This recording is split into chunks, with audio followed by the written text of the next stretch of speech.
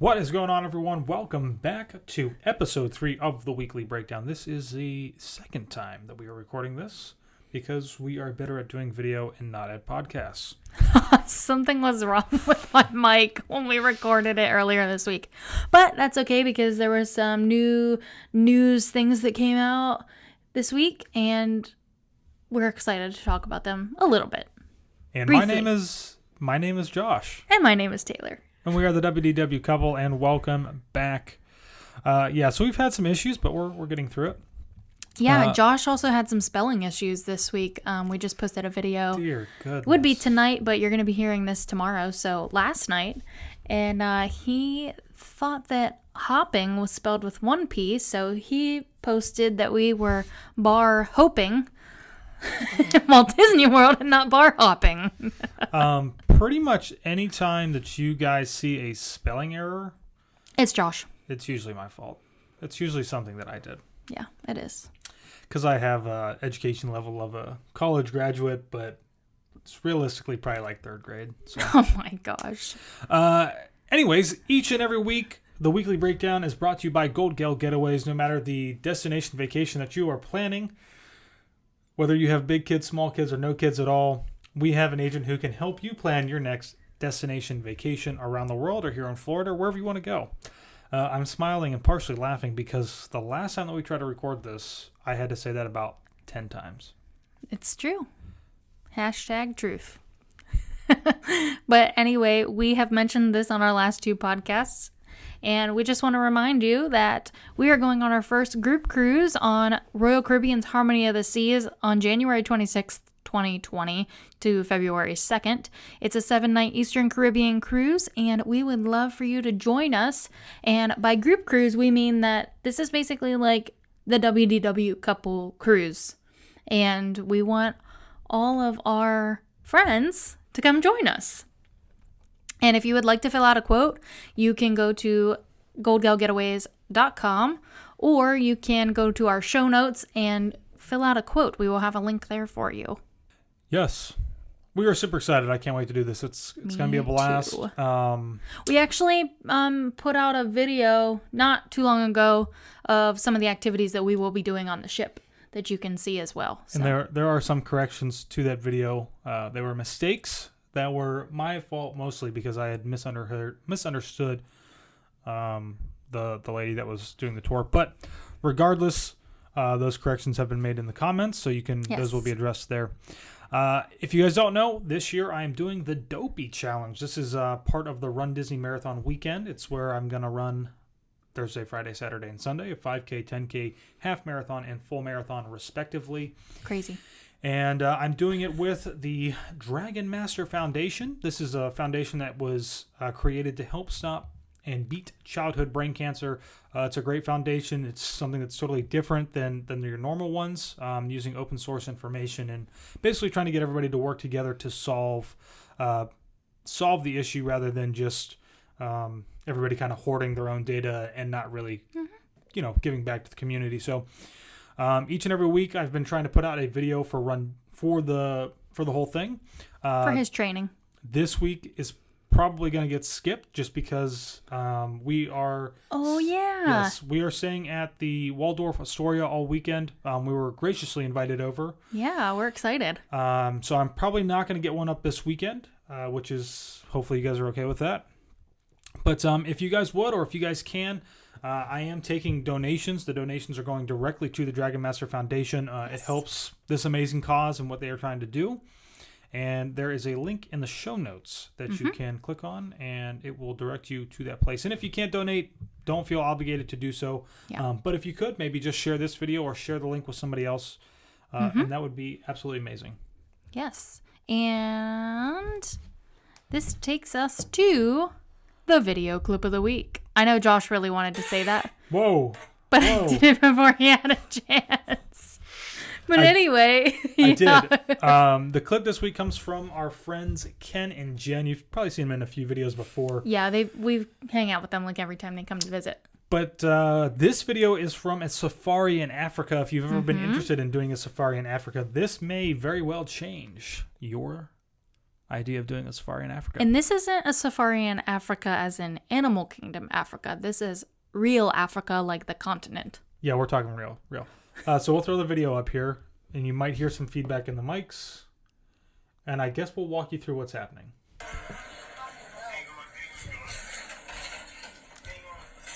And if you can hear what is going on, basically we have a safari tour that is driving in reverse. They are trying to get away from what I can only assume is a bull elephant. Yep, that's what it seems like, because they normally seem to be aggressive, but literally the elephant is chasing this safari truck. And I think the funniest thing about this video is that people literally, it's almost like they don't care besides the driver and like the guide in the front, because they all have their phones and cameras out, like recording this elephant chasing them. Like, obviously, because that's how we got this video.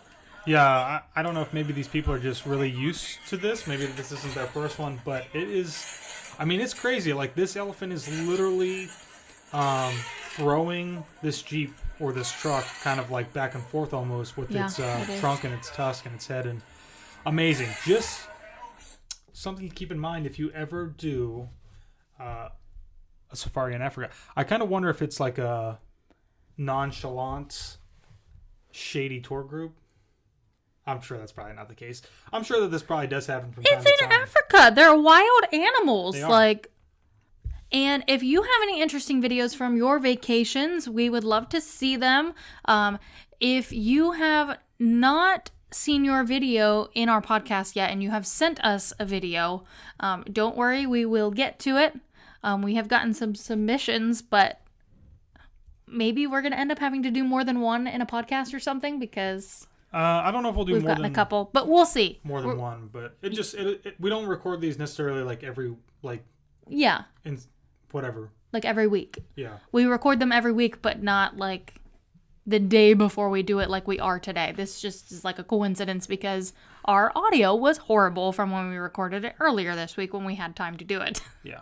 But anyway, we mostly do theme park videos on our YouTube channel. We've been branching out lately, but because we love the theme parks and we live so close to the theme parks, we like to give you some news updates of what's going on in the Florida theme parks. So, in Busch Gardens, Julia, an autistic 4-year-old girl from Sesame Street who enjoys playing with her friends Elmo and Abby Cadabby, has now joined the characters that you are able to meet at Busch Gardens, Tampa Bay. So that's kind of exciting. I honestly didn't even know about this character until I read the article on their website. So I thought that was pretty interesting. But guests can meet Julia in the all-new area called Abby's Garden. And we have links to all of these articles on our website and in our show notes. So you can always check those out for a little more information. We just try to give you the basics of what's going on. Coming from SeaWorld. This summer on select dates, you can head on over to SeaWorld Orlando for a special Sesame Street 50th anniversary breakfast at Sea Fire Grill. This breakfast features a delicious and nutritious buffet with morning greetings from Elmo, Cookie Monster, Rosita, Bert, and Ernie. This breakfast is a fun-filled experience sure to delight kids and parents alike. We have actually talked about doing this. I have no idea if we'll have time to actually go do it. So when we first recorded this, we had talked about it, but now our weekends are just literally crazy, packed full, and I don't know that we'll actually have time to go do this. Yeah, kind of wanted to, just because it's something different and interesting. Yeah, it is. And I'm sure kids really would like it that are interested. And in I mean, there's 6 characters. That's pretty, or 5 characters. It's pretty decent. But that's awesome. I think the price is about $30 per yeah, person. Something like that. And so, it's basically every Saturday up until the first weekend of September. Yes. So this is a limited time thing. So if you are thinking about doing it, make sure you get online. There's a link in our show notes. You do have to have tickets to go to this. This isn't just like a reservation you can book online. You actually have to get the tickets in advance. But coming from Universal, there's a couple things going on here. So Halloween Horror Nights is going to be coming up here this fall, so very soon. And there's a couple new houses, including MGM Pictures' Killer Clowns from Outer Space. This has landed at Halloween Horror Nights. Go beyond the mayhem and madness of last year's wildly popular Scare Zone and step right up for an entire haunted house experience based on the cult classic film Killer Clowns, including Killer Clowns from Outer Space. Sorry. This experience will feature a gaggle of new characters, including baby clowns, Boko, and Clownzilla, as well as new scenery like Clown's circus tent, spaceship, and cotton candy cocoon storage room where they keep their victims. This already sounds scary because it has clowns. They also, Sony Pictures Ghostbusters is coming to Halloween Horror Nights, and I know a lot of people are really excited about this. It is going to be a haunted house, so it's celebrating its 35th anniversary, and you'll jump right into the movie screen of the original 1984 film and walk through some of your favorite scenes like New York Public Library and Temple of Gozer and more. So I know we actually talked to some people the other day that are really excited for the Ghostbusters, so should be fun. And here is the very exciting news for Universal this week. I know some people were expecting a little more from this announcement, but here it is. Universal Orlando Resort announces its fourth theme park officially. Universal's Epic Universe will offer an entirely new level of experiences that will forever redefine theme park entertainment. Guests will venture beyond their wildest imaginations, traveling into beloved stories and through vibrant lands on adventures where the journey is astounding as the destination. The new location will feature a theme park, an entertainment center, hotels, shops, restaurants, and more. Ultimately, this expansion will create more space and freedom to let loose and create lasting memories with the people you love. And we actually got that whole little thing I said there from Universal Orlando, like their official announcement. So that is what is coming. There is no date released yet. I know a lot of people already have been asking when this is going to open, but there is no official date yet. So we haven't gotten to D23 yet for Disney, and I just kind of wonder if this is going to change some of the announcements that are going to be coming out of D23. Specifically, I've said this multiple times when talking to people, is the fifth gate. Are they going to announce this year's D23 in competition with what we are seeing coming out of Universal? Or are we going to not hear about this until next year's D23, the year before the 50th anniversary? This is something I'm really interested to see. I thought that they would announce the fifth gate at the 50th anniversary. I mean, it would make sense. Like at that D23. It would kind of make sense, but I kind of wonder, if we're going to maybe start to see rumors that come beforehand and then they're just going to have to announce it. But I'm sure we'll see rumors. We'll just have to wait and see what happens. Pretty exciting time for Universal and what is to come. All right, moving on to Disney, and coming out of Disney news this week, we have some exciting additions and enhancements are coming to Mickey's Not So Scary Halloween Party and Mickey's Boo to You Halloween Parade at Magic Kingdom. Disney's Not So Spooky Spectacular, a new interactive treat trail at Monsters Inc. Laugh Floor, and attractions updated with the new Halloween twists. As far as the Boo to You Parade with the Haunted Mansion section, a new addition is coming. The Spectral Bride, who glides among the waltzing spirits. I don't know why we've been doing like these voices. I don't know, but anyway, I just, for some reason, it just happens. I can't control it. It does just happen. A new Tomorrowland unit brings The Incredibles and designer extraordinaire Edna Mode to Mickey's Boo to You Halloween Parade, followed by Buzz Lightyear and alien explorers discovering crystalline treasures on the surface of a planetary playset float. Quite the float to follow The Incredibles. Mm-hmm. Mickey's Not So Scary Halloween Party kicks off August 16th with events held on select nights through November 1st. If you happen to be there on the 16th, you will probably see us because we will be there. Pretty exciting, though. I'm excited to see something different for Boo to You. Yeah. It's been a little while since they've had anything, I think, major change. But I love the Boo to You parade, so I'm glad they're not changing it and they're just adding to it. Yeah, because it's obviously it's not perfect, probably, but it's a really great. It's probably one of my favorites. Woo! Bum, bum, bum, bum, bum, bum, bum, bum, bum, bum. Okay, I'm gonna stop because Josh is making faces. No, I'm just kidding. We're not gonna get copyright claim for that. Oh my gosh. Okay, so in other travel news, I thought this was pretty interesting, and Josh thinks I'm crazy because I for some reason thought that he really liked Twilight, which I never really watched Josh read a book. He listens to them on his phone in the car or whatever. And he actually physically read. No, it was not before, because it was a thing. I remember my Uncle Jim. Uncle Jim, shout out right here. Here you go. My Uncle Jim used to listen to all the Harry Potter audio, but it was on a CD, whenever my family owned the golf course. He would sit in the pro shop when he was doing computer work, and he would listen to the audio. I was just going to say that I read books before we became so busy with our lives, and the only time that I have to read or listen to a book is in my hour commute to Tampa every day. So that's when I listen to my audiobooks. Whatever. But anyway, Cast your spells, Harry. Watch out for Sirius Black, Harry.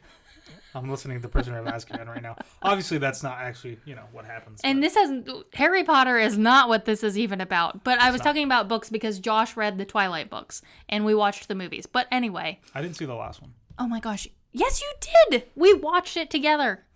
I must have fallen asleep. Oh my gosh. It's when they have a kid. Anyway. Twilight fans. Spoiler alert. Can now rent the Bella Swan house on Airbnb. The house that was used as Bella Swan's home in the Twilight franchise is now an Airbnb. The Twilight Swan house, as it is now called, is open for bookings for mega fans who want to sleep overnight in Bella's room, have discussions about vampires over the dining room table, or look vaguely threatening while sitting on a motorbike in the driveway. Just like Jacob. Team Jacob, Team Edward, let us know who you are with. That is still a thing. Although the series was famously set in Forks, Washington, the Airbnb is located in St. Helens, Oregon, about 30 minutes north of Portland. The house itself dates back to the 1930s and has 5 bedrooms, capable of sleeping up to 10 guests. Perfect for a Twilight fan retreat. I think that would be cool. Sure is. Not that we're ever going to be out that way. Maybe back when Twilight was a thing, but it's really not. They actually say that Team Edward and Team Jacob has been the biggest fan base almost ever. Is it really? Literally. And it's still a thing, even though Well, whatever. Whatever. If you're a Twilight fan, you can go stay in the Twilight house. The Bella Swan house. But you can check out most of these articles that we talk about here on our podcast on our website at thewdwcouple.com. And moving on to this week's breakdown, the Backstage Magic Tour. This was a lot of fun. This was awesome. We really did. I could not quit talking about it for a couple days after we did it. Yeah. So it was a lot of fun. It's definitely something that if you have the ability to, I would definitely encourage you to do so. Mm-hmm. Understand you are going to see backstage magic, which means you're seeing behind the scenes. You're going to see how a lot of the magic is made and is produced. And you're going to be backstage. And if that's something that you're afraid is going to ruin the magic for you on stage, I don't think it will, but something to consider. So, yeah. But it was awesome. It was. I was not afraid it was going to ruin the magic, just because I like to know how the magic works. But anyway. And that's the weekly breakdown. Well, it's a good saying. I'm sorry. Wait, what? Okay, let's break it down. Okay, so this is actually from the Disney website. It says, enjoy a one-of-a-kind VIP look at the inner workings of Walt Disney World Resort on an amazing 7-hour journey through the Magic Kingdom utilidors, creative costuming, Walt Disney World Central shops, and more.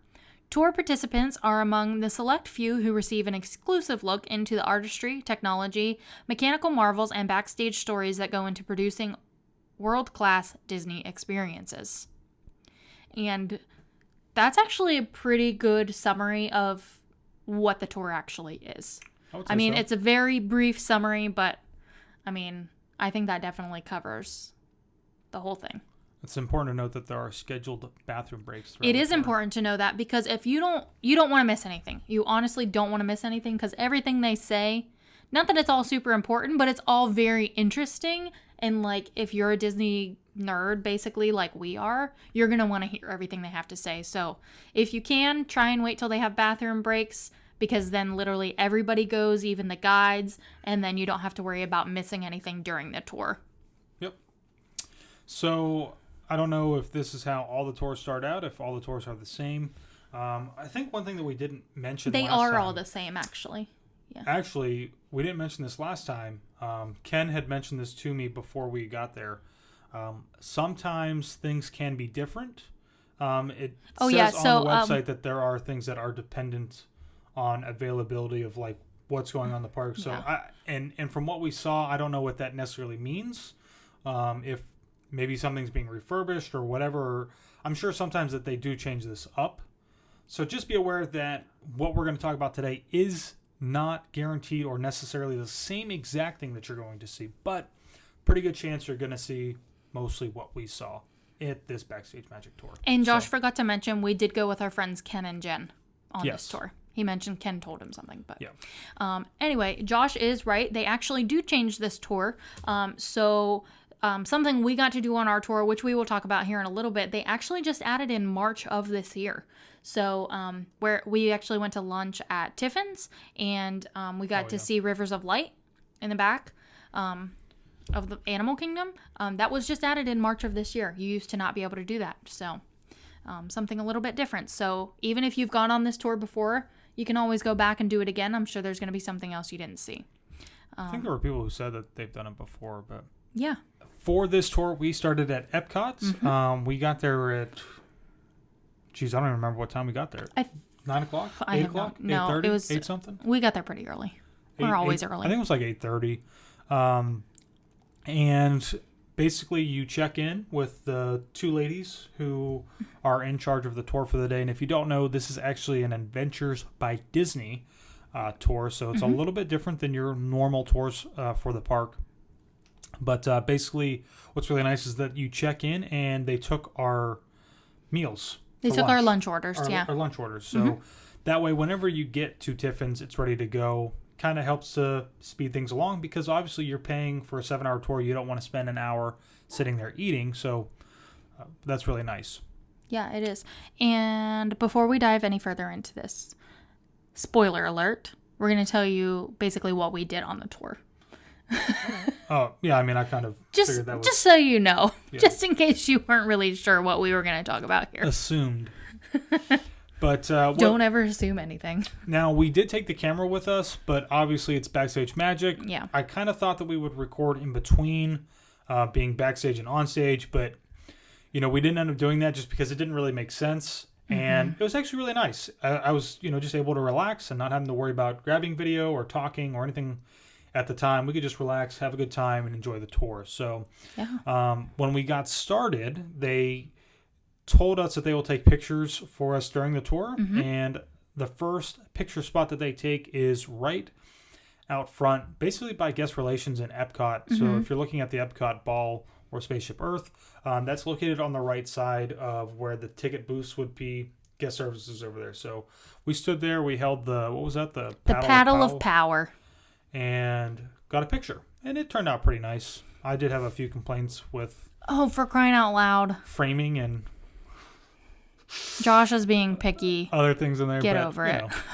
Is what it is. And from there, basically after everybody had gotten their... Man, I really got to work on speaking. Yeah, you do. From there, we went backstage almost immediately. We kind of took a little backstage door behind guest relations and jumped on to our... motor coach. Mears motor coach. And what's really nice about the motor coach or the bus is that is the same bus that you will have all day long. Yep. So, benefit of the bus was that I brought that backpack. I left that backpack on the bus all day long.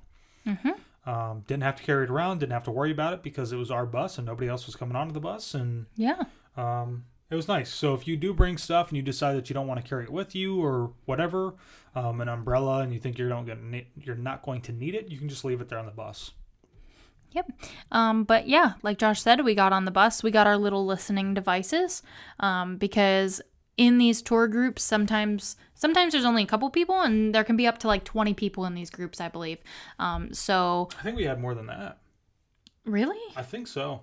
It might have been close. But anyway, you get listening devices because if you're not standing right up next to the guide, you might not be able to hear them. So if you're like in a line and you're walking and they're talking, then that way you can hear them. Or if you're standing in like the back of the group, you can still hear the tour guides and what's going on. Take it away, Aaron.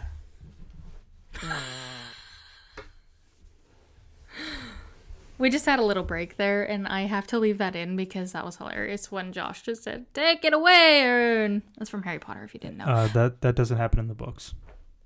But it happens in the movie, and we are now back to Disney.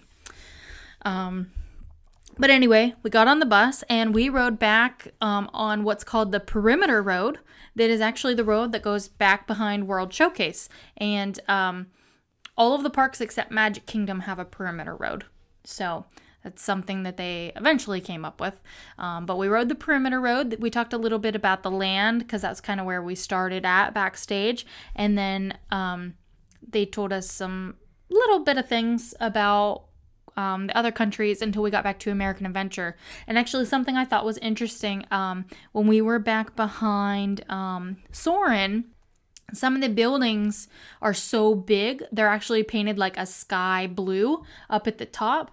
And that's to help them blend in with the sky because they're so much higher than the buildings and higher than the tree line that they can't exactly cover them up. So it's painted blue. So if you've ever been over near like Germany or China and you look way across over near the Canada Pavilion, across like World Showcase Lagoon, you can actually see the Soarin' building if you really look. Josh said he's actually never even noticed it. Yeah, Taylor brought that up to me. Because it's so and I don't think blends in. I don't think I've ever noticed it. And maybe Yeah, I have. I And have. I just wasn't paying attention. But if you've been to Epcot recently, when you're going in from the parking lot, if you've parked or when you're on the monorail, you can look and see Guardians of the Galaxy. Yes, It and is it's the painted same that thing. way. And that is very obvious just because it's right there. But Yeah, it's like right in front of you, and you can see the whole building. But anyway, we got back to the American Adventure Pavilion, and because we're going into some backstage areas, our dogs are barking. But because we're going into some backstage areas and because we go into some like construction type areas and working areas, they give us some safety goggles to have with us for when we need them during the tour. So we got our safety goggles, we got off the bus, and we went out into the front of the American Adventure Pavilion.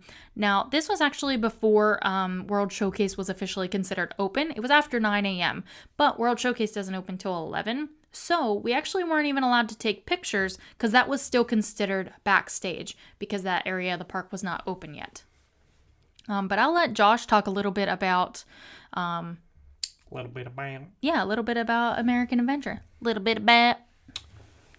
Okay, yeah, so... I thought you did a good job, like, reminiscing about American Adventure. I don't even remember. About forced perspective. Oh, okay, yeah, so... Basically, when we went back out front, if you guys don't know, the building, the American Adventure Pavilion, is actually a 5-story building. You might not know that from standing out front and looking, at the front of the building, and that's because they use forced perspective. Mm-hmm. And a really good example that the tour guides had given us was asking one of the members in our group to walk up to the doors, and from a distance, it looks like a normal sized door, but once somebody actually steps up to it, you'll see that door is like almost twice the size. Yeah, it was pretty big. I don't know how tall the guy was, but it's about a 12-foot door, and you wouldn't probably notice it right away until you actually walked up to it, and that is part of the forced perspective from a distance.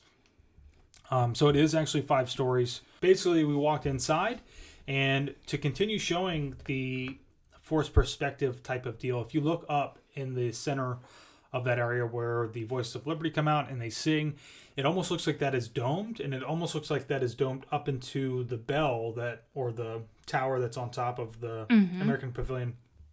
And it's actually really not curved that much. It's barely at all. It is slightly to give you that perception that it is higher than what it actually is, but it's not, because there is Club 33 is up there as well. So yeah. Something cool that's a little bit different, and same type of deal that is with Magic Kingdom and the castle and all that kind of stuff. Forced perspective is used a lot to really help tell the story. And the other thing is I don't remember when we talked about this, but the American Adventure Pavilion was not originally designed to be colonial like. I think we actually didn't talk about this. we didn't. I thought we did. It was originally supposed to be. Well, we did talk about this, but nobody knows we talked about it because we're not going to use the footage from the podcast we recorded earlier this week because the audio wasn't good.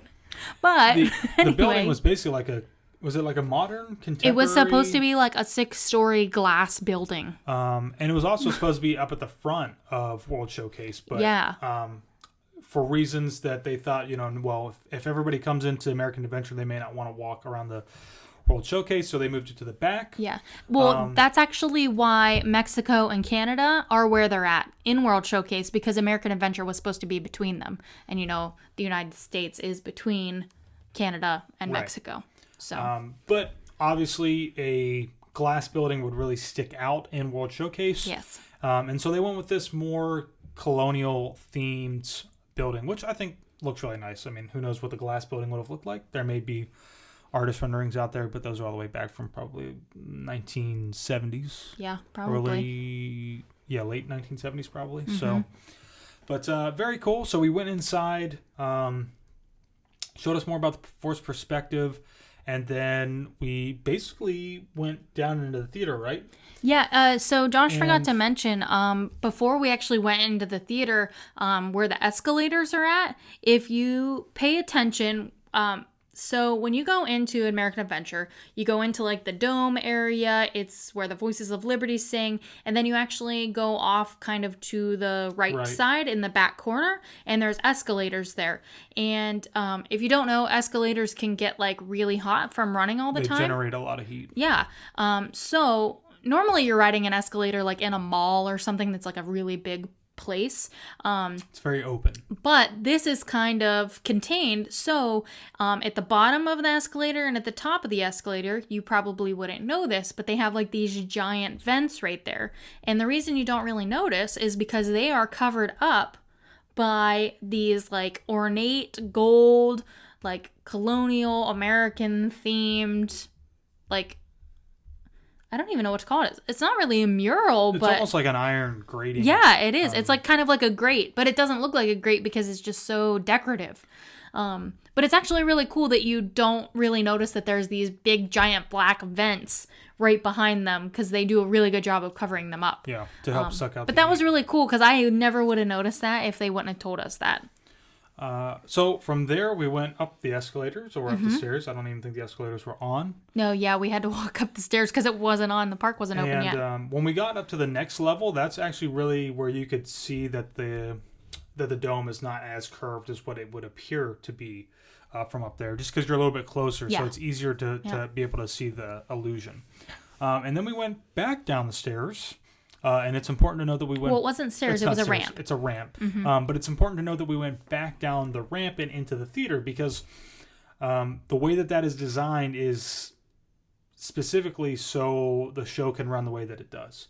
And they didn't really talk very much as we were standing in the theater because there's not really much to talk about. Yeah. So the main draw of like this first stop at the American Adventure Pavilion is to show you how the attraction actually works. And so we went outside and we put our safety glasses on, and then we went back down some more stairs. Yeah, it was like in a back creepy door into like the actual first level of the American Adventure Pavilion. Yeah, it's kind of like a basement, but it's not really a basement. Yeah. Did you want me to keep going, or did you want to? No, go ahead. And this is really where this is like the first part of like breaking the magic. If that's something that you're worried about, this is the first place where you're really going to see how the magic works. Yeah. And it's pretty incredible how it is set up. This is an attraction that is original to the park opening. Yeah. So it has not been updated. It has not been changed. I mean, I'm sure that it's been slightly refurbished to make sure that it continues to work, but yeah. It is still using computers from the late 1970s, early 1980s. Mm-hmm. Still using the same computer processing because this is something that they had to literally design for this attraction. And what's really cool is that if you've never seen the attraction before, basically if you're sitting in the theater, the curtains will raise and you will see characters standing out on the stage. Mm-hmm. Those characters rise up from the floor and they do like their little spiel. There's 3 different characters. So there's center stage, right stage, and left stage. they don't all come up at the same time, I don't think, for the most part.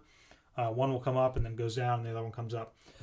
But that's interesting. It's cool, right? They're just rising up out of the floor. But that's not what is like the most intriguing thing about this. No.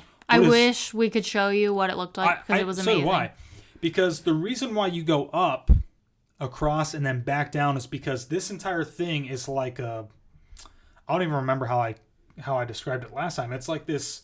It's a machine that has all of the characters in line, and the very first people that come up are in the very back.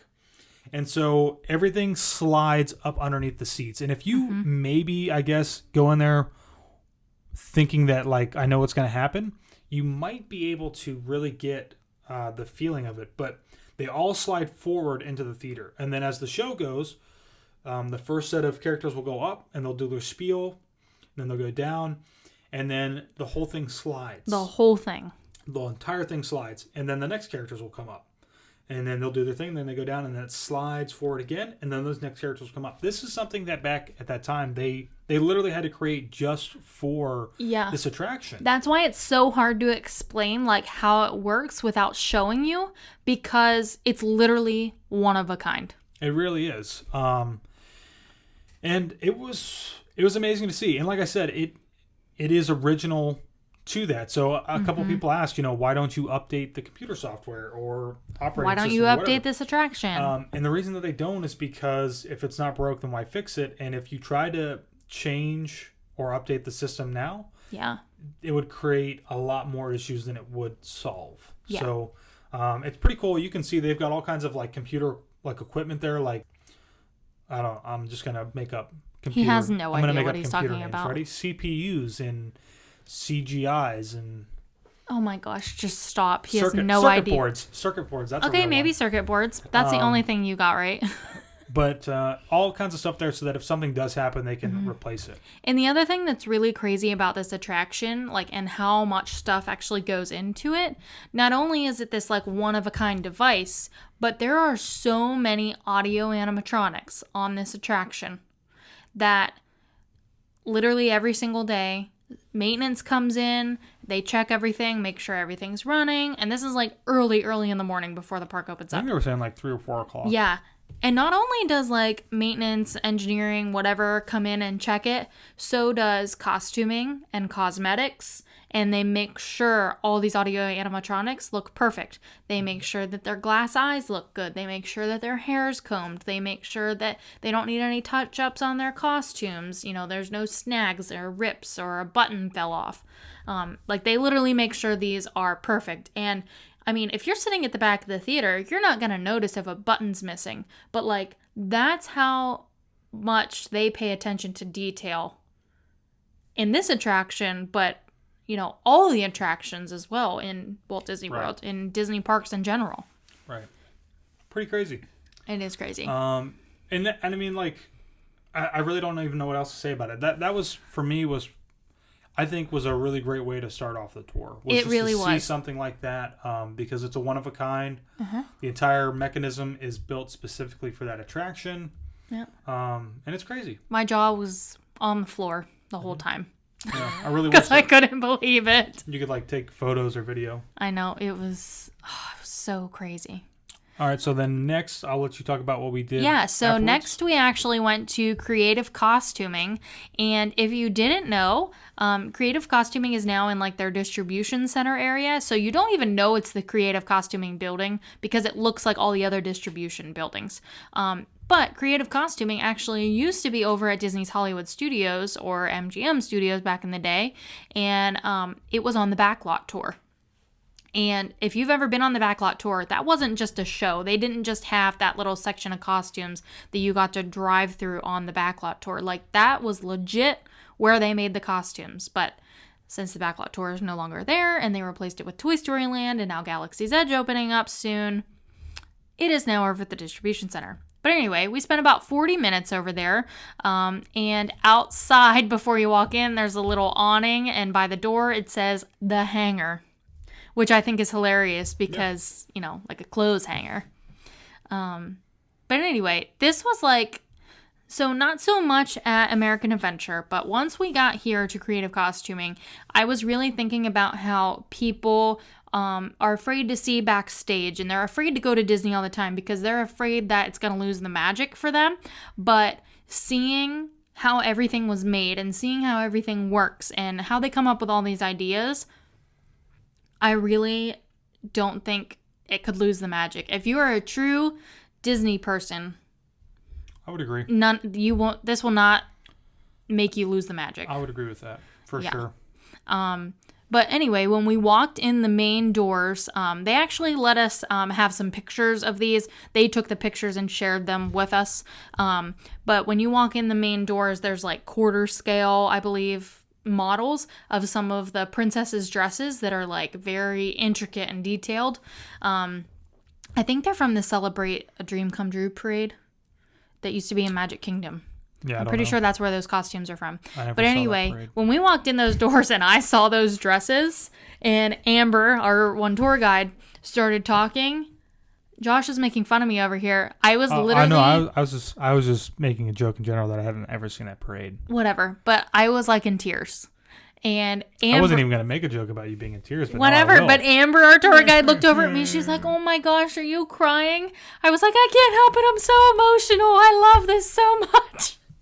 But it was literally just so magical. And we literally had just walked in the door. Like, we hadn't even seen anything yet besides those little scale dresses. But anyway. And you're the reason why people hate adults that come to Walt Disney World. They hate millennials that go to Walt Disney World without children.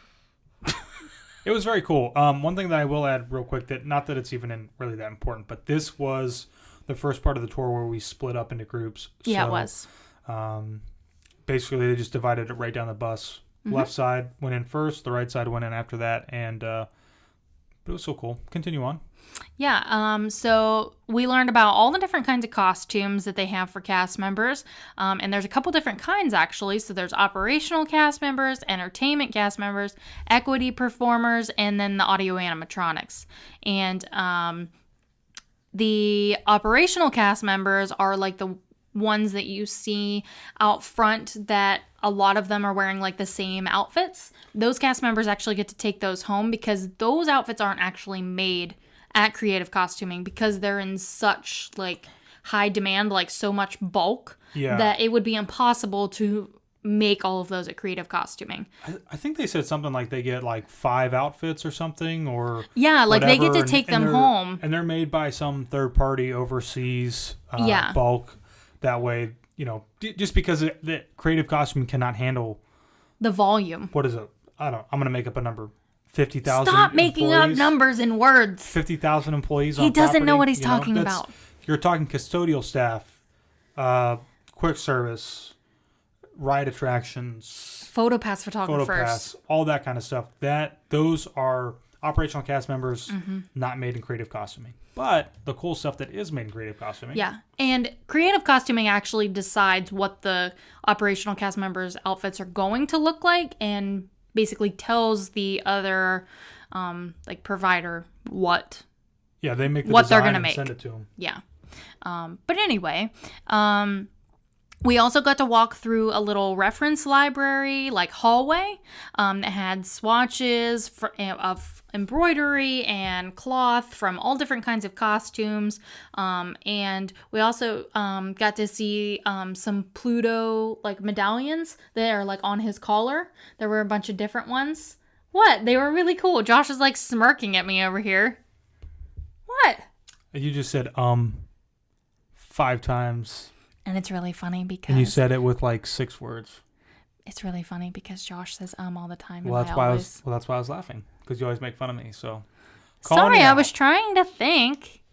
And... well, I'll add, I don't know... Dogs are freaking out. Yeah, I don't know why they're freaking out. They always do this. I'm sure that you were probably going to add this, but one of the coolest things about being in that hallway was seeing some of the different like buttons and stuff that they created. But my favorite one was the Pluto ones for all the collars. I literally just said that. Clearly you weren't listening to me because you were listening to me saying That's exactly what I was doing.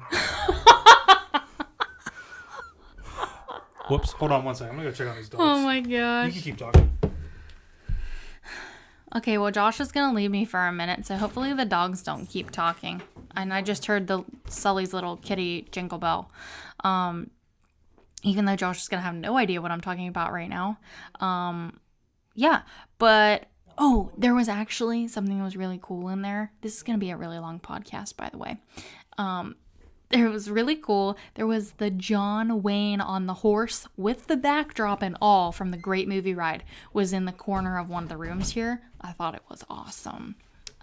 But we did have a backdrop set up for the tour group. So whenever they moved over to the distribution center, they kind of built the building with tour groups in mind to have like little sections for us to be able to walk through and take photos and that sort of thing. So there was this little like creative costuming sign. There's all kinds of like spools of thread, and we got to take a little picture in front of there, which was really cool. And it was in the same room as where all the creative costuming cast members are creating the costumes. Did you mention that when we went in, they did an announcement over the intercom? No, I didn't mention that. So what was really funny too, and totally pure speculation, this is probably not true by any means. Oh my gosh, he's been saying this since we went on the tour. Basically, when you go in, the lady up at the front desk is very nice. She does an announcement over the intercom that says something like, we have a Backstage Magic Tour coming through. Backstage Magic Tour coming through.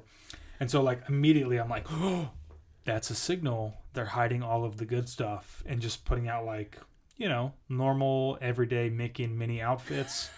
Back goes all the Star Wars stuff, probably all the Tron stuff. They're hiding it because it hasn't like really been released yet, but purely speculation. And I just like to think that because it makes the story sound better. Whatever. Anyway, once we were done at creative costuming, which was amazing. Wait, did you talk that they allowed us to like actually touch some of the costumes? No, I kind of forgot we got to do that. So another thing that was really cool was there was like one rack. Basically, while we were doing the photos, they allowed us to touch and feel some of the costumes that they create. Mm-hmm. And a lot of this stuff is done by hand. So they're back there, they're stitching and sewing and doing all this stuff by hand.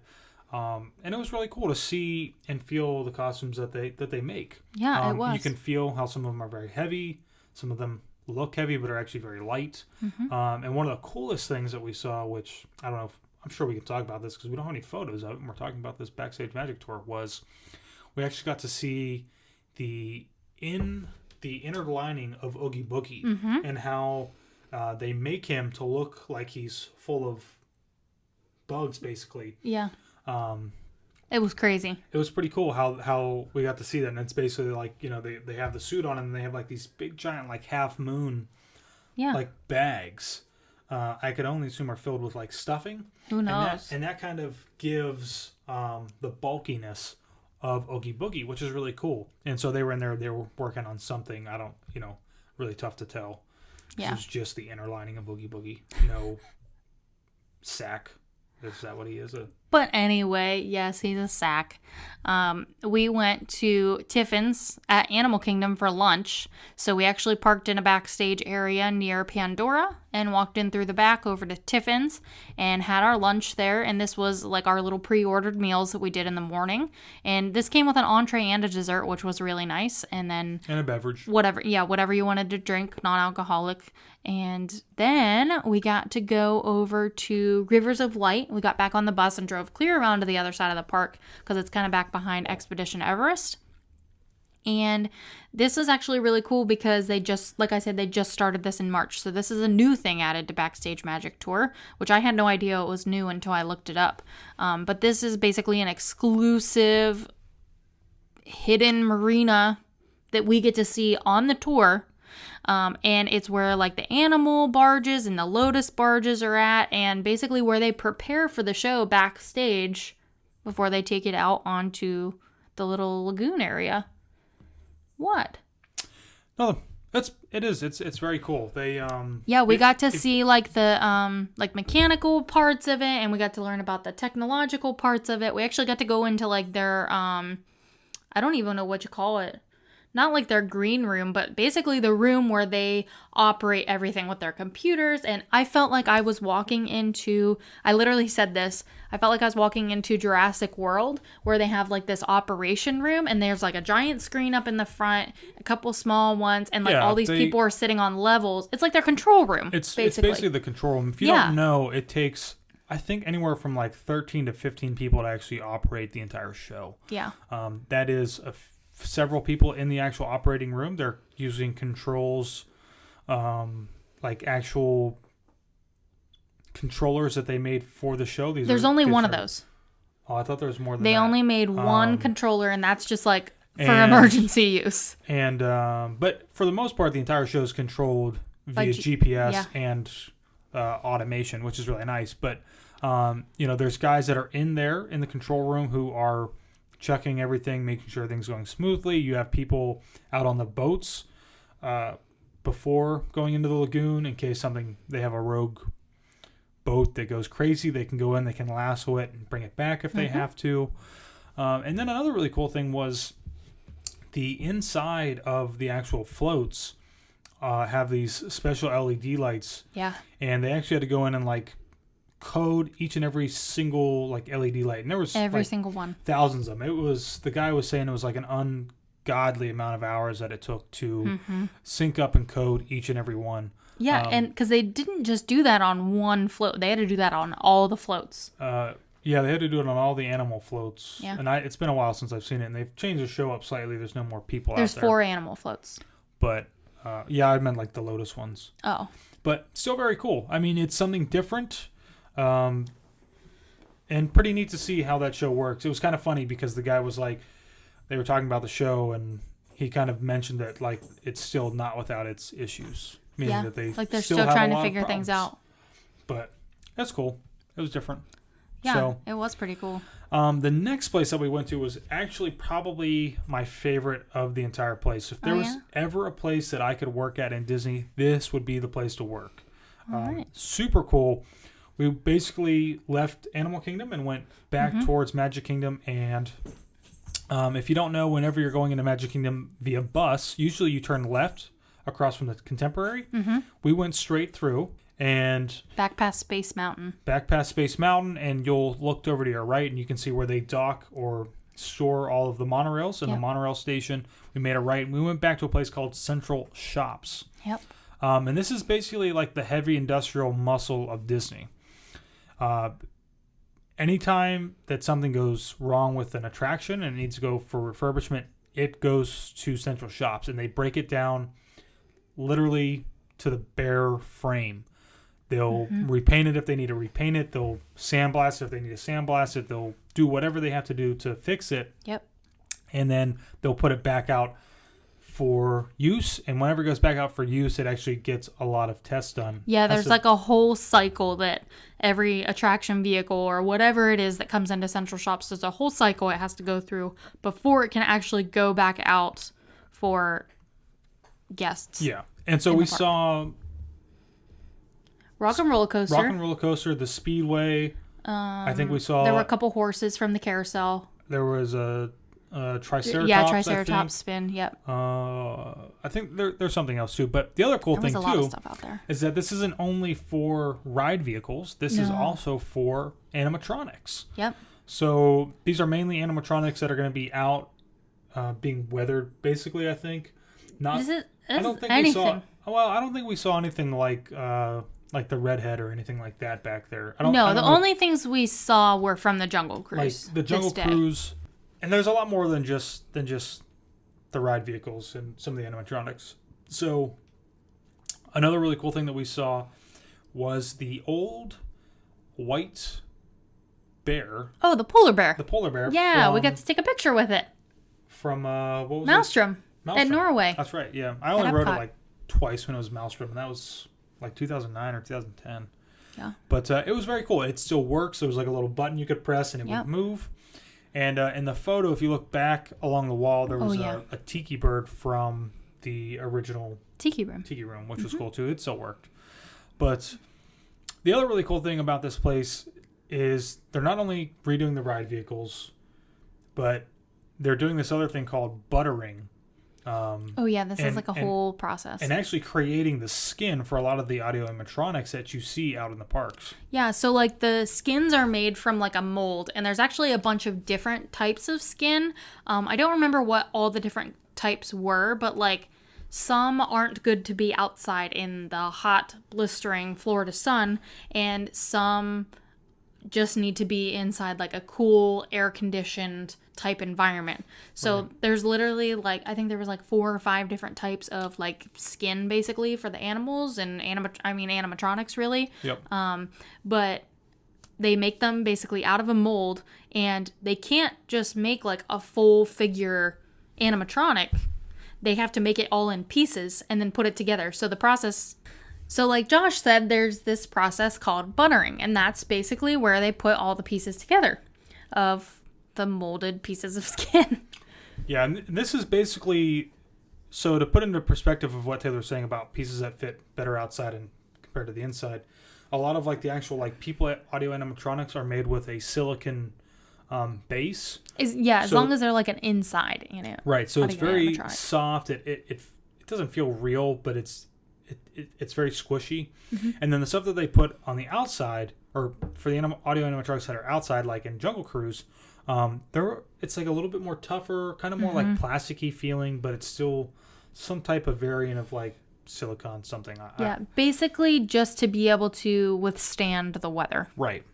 And then like Taylor was saying, they can't make one whole piece, so what they do is they take the pieces and they'll lay them over. So for example, we were seeing a lady working on one of the hyenas from Jungle Cruise, and she was kind of taking the mold and wrapping it around the leg, and then taking basically a hot butter knife. Butter spreadability. I just had to throw that in there. And she would take that hot knife and stick it in between the two pieces, and basically you just kind of melt it down and butter it so that it starts to form and stick together, which is really interesting. She was wearing a mask, so I'm assuming that you probably don't want to be breathing in those fumes all day. That's why she's wearing a mask, but it's a lot of actual hard work. Yeah. And she had to be there for hours. I'm sure. Hours. Because you can't just, once she butters it all together and it's actually together, it then has to go to somebody else for them to actually do technical molding. So this is where they're going to actually detail and shape the rest of the skin to make it look right. Because if you just leave it the way the buttering is, it's going to look funny and funky. Yeah. But I want to show everybody the best part about all of the hard work that those people put into those to make it look nice. Yep. So think about the Jungle Cruise and what the animals look like. They look like they've been out there in the elements, and they look, as real as they can for an audio animatronic. And think if you took an audio animatronic that went to Central Shops, got this whole nice new paint job, new skin, everything, and then you go put it on the Jungle Cruise, it's going to stand out like a sore thumb. So what they have to do is this, basically, it's called like weathering. So they take the audio animatronics. We actually saw a lioness from the Jungle Cruise, and they literally just sit it outside at Central Shops. Literally, it just sits outside so that and they let it become weathered. Yeah, to make it look, because if you take it and you stick it back into the Jungle Cruise, brand new out of the shop, it's going to stick out, and it's not going to look like it fits the rest. And obviously, they can't go through, close down the entire ride, fix all of the audio animatronics, and then put them all back out there. Yeah. So they just do, one at a time or something. It's really interesting that you do all this work and then just go let it sit outside and get all worn out.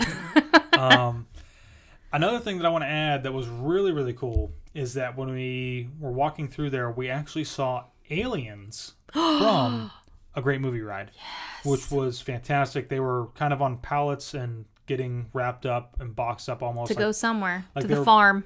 Going to somebody, maybe, or I don't know if they sold them off to some place. I don't think they just sell off stuff like that to people. Know. They might have.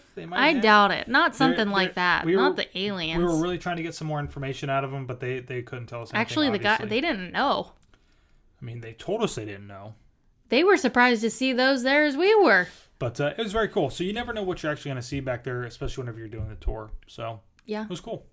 It was really cool. And, something I just want to mention because I thought this was really interesting. We walked through, like, the paint section of Central Shops, and they told us that there's, like, special colors of paint made for Disney, and they're called D colors, and they're literally patented paint colors, literally made just for Disney. Yeah. Which I thought was insane. But that's so cool, like, that they're... I would have never thought of that. I mean, it like, makes sense. You know? Well, yeah, it does make sense, but, like, that's just crazy. I literally never would have thought of that. And I know I've said literally a lot, just like I said a lot earlier. I just said right there. Yep, you did. It was cool, though.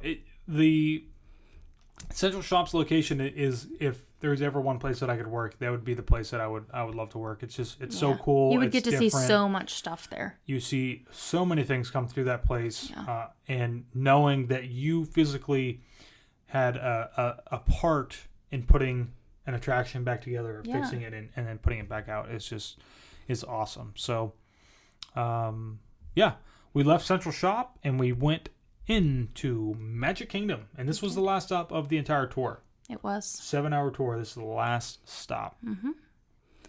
And this is where we got to see the infamous utilidors. Well, you tried to make that really dramatic, didn't you? Yes, I did. Drum roll, please. Oh, man. But anyway, if you don't know what the utilidors are, let us explain just a little bit. So, I think I said this already, but you can't build a basement in Florida. And if you don't know why, that's because Florida itself is basically sea level, and sometimes it's actually like even below sea level. Mm-hmm. So you basically are going to hit water, and like this Walt Disney World was built on swampland to begin with. If you ever pay attention when you're driving from Walt Disney World out to Port Canaveral to get on the cruise line, some of those places out along there, you're actually below sea level on the way out, which is really cool. But anyway, you can't build a basement because it would get flooded or would just... It would fill with water. Yeah, it would just fill with water. Not possible. So basically what they did is they built the utilidors on ground level, and then they built Seven Seas Lagoon, and that's like the big lagoon out in front of Magic Kingdom. They took all that dirt from Seven Seas Lagoon that they dug up and covered the utilidors. So basically, Magic Kingdom is on the second level. If you haven't really paid attention, if you walk up from like the bus stop or like the ferry boat area, you actually walk up a little bit of a slant. It's a slight incline. A slight incline, and that's because you're going up above the utilidors, basically to the second level, which is technically the ground level of Magic Kingdom. It's technically the second level. The ground level is the utilidors. Whatever, but you know what I'm trying to say. But very cool. I mean, it was a place. They take us in back behind. They take us back in behind. Where did we go down at? We went in behind. It was behind like stores on Main Street. We went in behind like Tony's and the bakery and all that. We went in basically right by the bakery because when we were going downstairs, the bakery isn't near Tony's. It's on Main Street, but Tony's is at the front. I mean, like that side of Main Street, though. That's the side that we went down. And yeah. Yeah, but we got to walk around the utilidors. And let me tell you what, it's definitely not as glamorous as everybody tries to make it out to be. They're like, oh, the utilidors. Oh, it's so cool. It's so cool to mysterious. See. It was really cool to see. It kind of is mysterious, though. If you're not supposed to be down there, it's mysterious. It is. Because people have snuck down there in the past. But yeah, it was definitely not like... I don't know why. I just felt like it was going to be so much more glamorous, and I think that's just because of the way people made it sound. But it was still really cool to go down there. Anyway, if you don't know, the utilidors is 1.3 miles of corridors underground, or the first level of Magic Kingdom, and there's actually 29 stairwells that lead up into the park in different areas. And I think a lot of people know why the utilidors were created, but if you don't, it's because in Disneyland, I'm pretty sure what it was a Walt Disney saw a cowboy walking through Tomorrowland and was like, what in the world is happening? Like, this is not right. This can't happen. And there is no perimeter road at Disneyland, and there's no perimeter Road at Walt Disney World. And you can't really drive around Magic Kingdom. No perimeter world. No No perimeter road at Magic Kingdom. Yeah. There are perimeter roads in Walt Disney World. Oh, did I say Walt Disney World? Around Some people think Walt Disney World is Magic Kingdom, so three parks. sorry. Anyway, yes, there's no perimeter road at Magic Kingdom. So there's the utilidors. So you will not see a cowboy walking through Tomorrowland because they should be in the utilidors. Yes. But I remember Josh and I have always talked about this. Like, you hear a lot of people say, you're going to see a Mickey Mouse with his head off smoking a cigarette down in the utilidors. Which was not the case. I don't think I've ever heard anybody say that at all. We were literally joking about that. I've heard people say you will see Mickey without his head on. In cast members smoking cigarettes. Maybe I just put it all in one. But could you imagine, though? Oh, my gosh. I'm sorry. Josh is sitting here, like, shaking his head. Can't believe I just said that. But just note that did not happen. And because of safety regulations, you can't smoke in the utilidor. And you actually can't smoke in a Disney park anymore. But anyway, that's not part of the tour. But something else to note about the utilidors is they have what's called the AVAC system, or the Automated Vacuum Collection System. And that's actually where all the trash goes.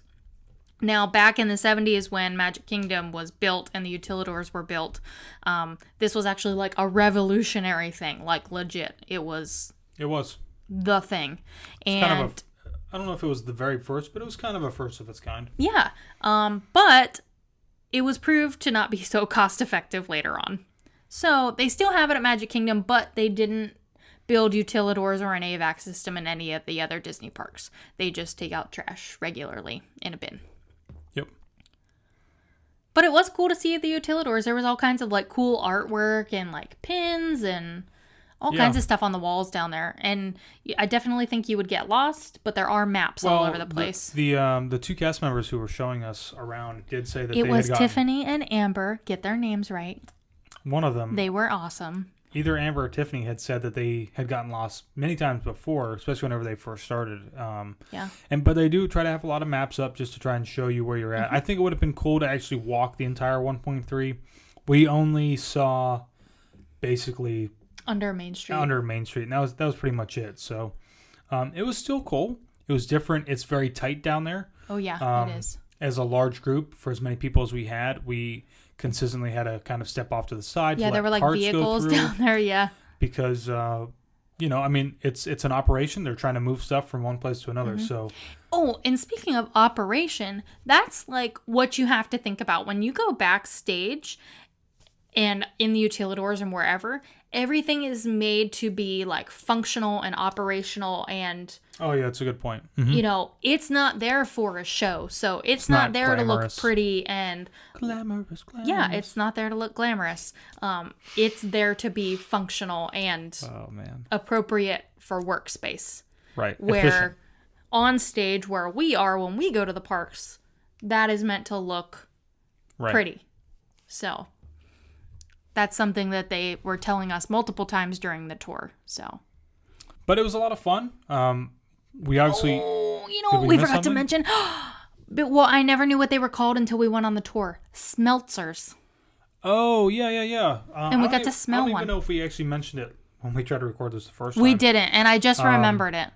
What is really cool is if you've ever noticed walking down Main Street, is you get the smell of the confectionery. And of the bakery. And basically what that is they've got these... They're literally called smeltzers. Vents that just pump the smell out into Main Street to make you smell that. And when we were down there, Tiffany or Amber had an old smeltzer bag from the original Soarin' ride here in Walt Disney World, and it was Smell the Oranges. Yeah, it was of the Smell the Oranges, and the attraction has now been gone.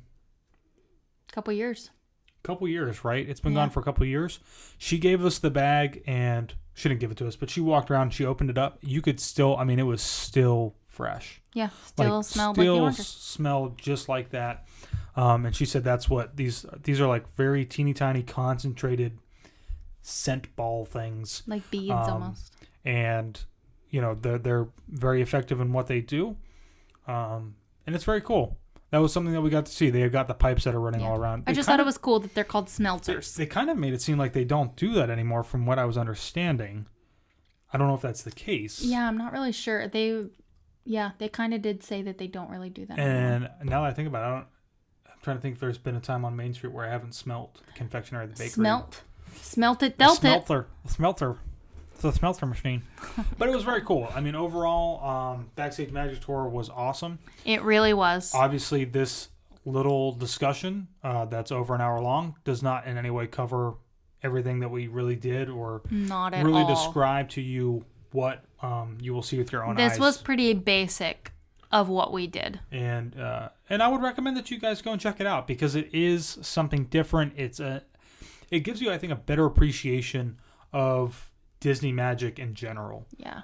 Not only just Walt Disney World, because this is something that they do in Disneyland too, and all over, I'm sure, in the other countries. But it's different. It's cool. It's behind the scenes.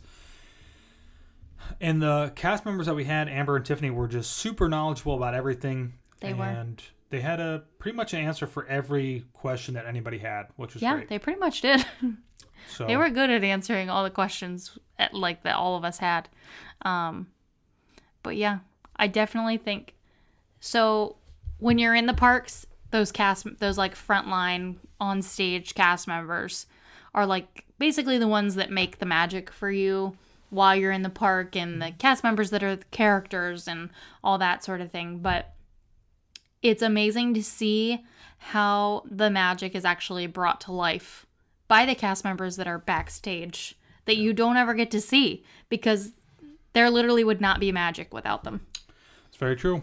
Yeah. But we'd be interested. Let us know down in the comments below if you're watching this on YouTube or listening. Maybe shoot us an email or something. I think on Podbean you can comment. Yeah. Or just shoot us an email or something. Let us know if you've ever done a Backstage Magic Tour, or if you'd be interested, or if you have any questions, we might be able to answer those questions as well. Oh, we almost forgot to mention, at the end of this tour, you get an Adventures by Disney pin of the Paddle of Power. We also forgot to mention that as the tour began, they gave us free water. Oh, yeah, we got free water and snacks. And snacks. And the cookies that they give you is a chocolate chip cookie that literally anybody... It's not a chocolate chip cookie. It's a bag of mini chocolate chip cookies. It's a bag of mini chocolate chip cookies. But anybody basically on planet Earth could eat them. They're everything free. So I don't even know how all kind of allergen free, I don't even know how they're gluten-free. a real cookie. But they tasted good. Amazing. So closing out this week, we have the meme of the week. Go ahead. You can do this one, because this is totally you. Oh my gosh. It literally is, though. And as soon as I saw it, I could picture you in the background, making a face at me.